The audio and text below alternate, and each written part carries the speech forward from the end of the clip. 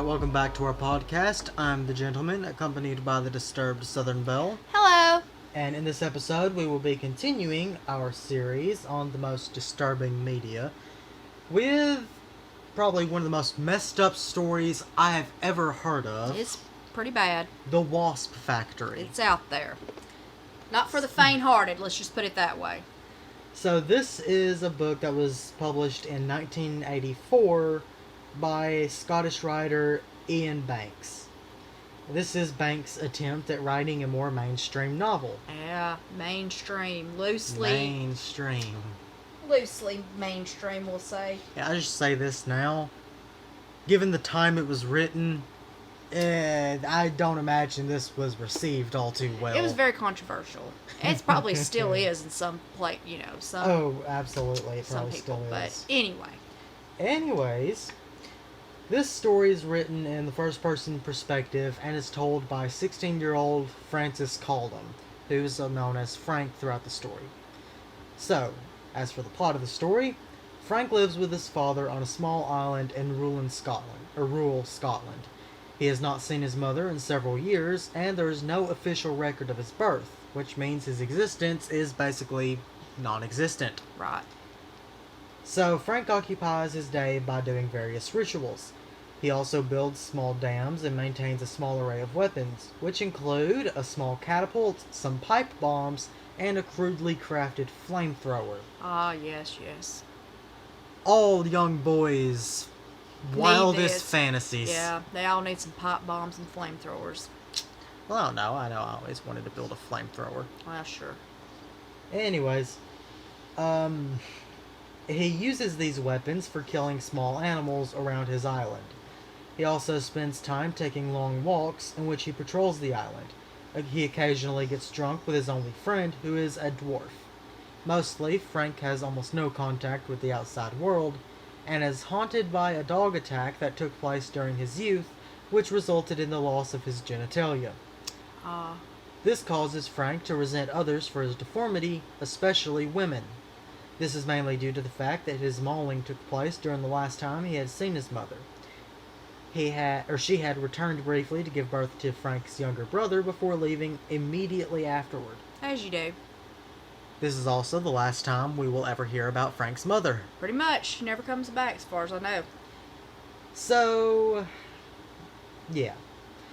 Frank's older brother Eric had escaped from a psychiatric institution and he had been arrested several years prior for arson and forcing some local children to eat live maggots.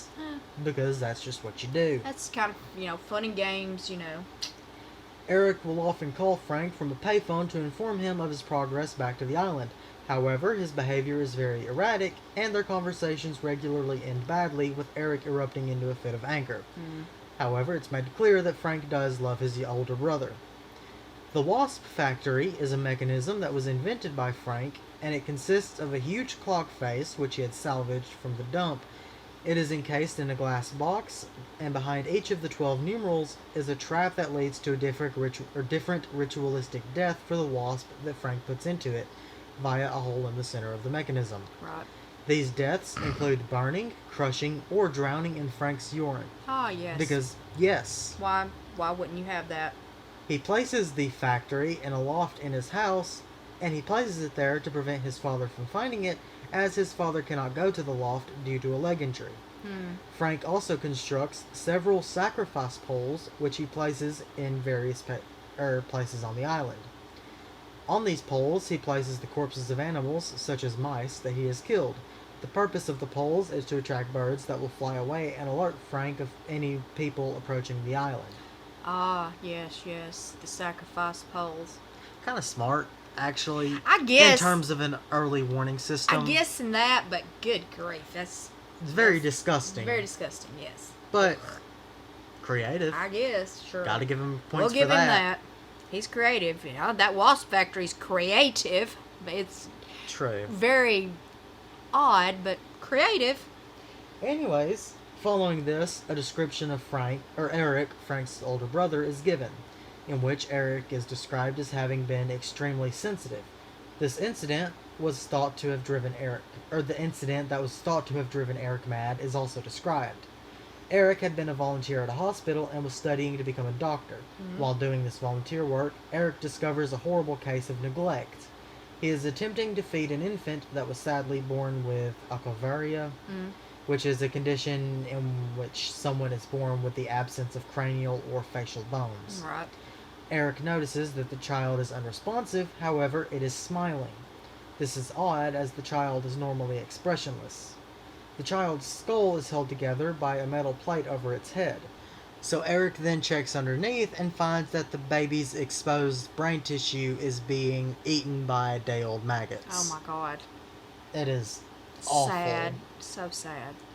The story then resumes in the present, and Frank's father is distant, spends most of his time in his study, which he keeps locked at all times. Frank longs to know what secrets his father keeps inside, and Frank has also become used to being lied to by his father, who seems to do it basically for his own amusement. Yeah, why not? Frank is alerted of Eric's final return to the island when he discovers an animal that was burned alive and the remnants of his campsite. Twisted. Frank tells his father about his discovery, and his father then gets drunk, and in his stupor he forgets to hide the keys to his study. Frank finds the keys and enters the study. He then makes a grisly discovery, which includes finding male hormone drugs, tampons, and what appears to be the remains of his mutilated genitals in a jar. Oh yeah, why wouldn't you keep that? So this is roundabout where everything starts getting Crazy. crazier. Yes. We'll just say because it's definitely not been on the rails before this.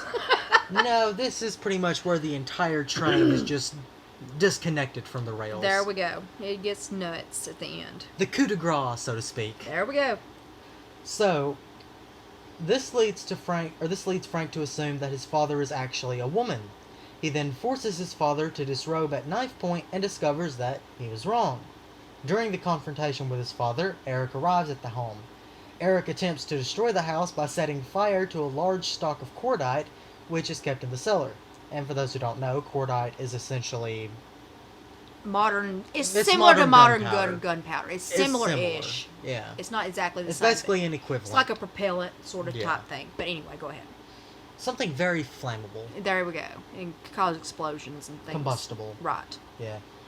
So, anyways, Frank discovers Eric and is able to stop him. Eric then runs away into the night, never to be seen again until the very end. Well, touche. After Eric's departure, Frank's father then tells Frank that Frank was born a girl. His father had been giving him male hormones, and tells him that he began giving him the hormones after his mauling, as an experiment to see whether Frank could transform into a boy. Well, why wouldn't you, right? He then tells Frank that the genitals in the jar were fake, fashioned from wax as a way to prove that Frank was a boy if he had ever questioned his father's story. It's implied that his father did this as a way to further distance himself from women who he believes have ruined his life. Oh, that makes perfect sense. The story ends with Frank leaving his home and finding Eric. He sits with his brother and considers his life up to the point and wonders whether or not he should leave the island. That's where it ends. Oh my gosh. The first time I read this story, I was so confused It is. It's crazy. by everything. It's out there. Nothing in this story makes sense. It is pretty much a child psychopath. Oh, everyone's a psychopath. They are. Literally, everyone mentioned in this story is a psychopath. In some form, yes. The mother just abandons the children. The father's like doing experiments on his kid. I mean, it's weird. Lies to him all the time. I mean, what is going on in this story? The only one I can even understand as to why they lost their mind would have been Eric. Possibly, yes. I assume seeing that would drive that anybody would, over the edge. At the very least, drive you over the edge. Now, I don't know if it would drive me to the edge with stuff he was doing, but No. yeah, I could understand. It definitely wouldn't have made me right in the head. Yeah, but anyway, oh my goodness. I definitely recommend reading it, though. It's out there. It's interesting. If you like disturbing stories, you'll definitely like it. Anyways, that's it for this episode. Be sure to tune in next time for even more awful stuff. And don't forget to like, follow, and subscribe. And don't forget to stay disturbed.